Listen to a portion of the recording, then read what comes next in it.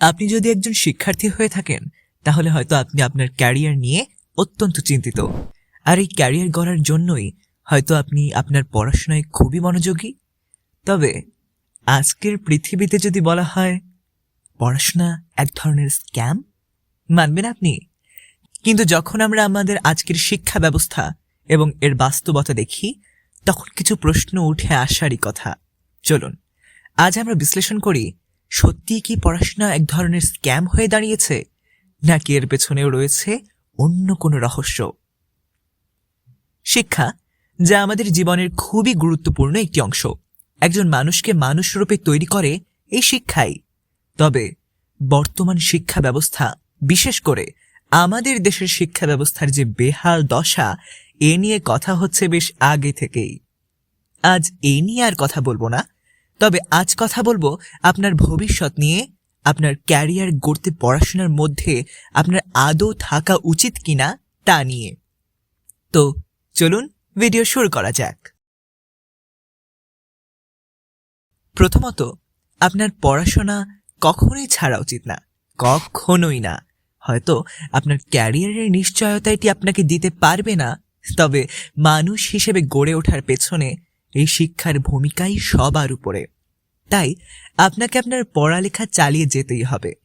জীবনের উদ্দেশ্য তো শুধু রুটি রুজি বা আর্থিক সাফল্যই নয়, বরং আত্মার বিকাশ এবং মানবিকতার উন্নতি। প্রকৃত শিক্ষা মানুষকে তার অন্তরের গভীরে নিয়ে যায়, তার অনুভূতিকে সমৃদ্ধ করে এবং তার চিন্তাধারাকে উজ্জ্বল করে।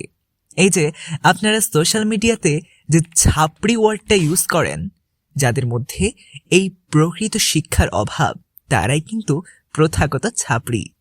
তাই শিক্ষা অর্জন আপনাকে করতেই হবে। দ্বিতীয়ত, আমাদের দেশের অনেক তরুণ তরুণী নামি দামি বিশ্ববিদ্যালয় থেকে শিক্ষা জীবন শেষ করেও বেকারত্বের সম্মুখীন হয়।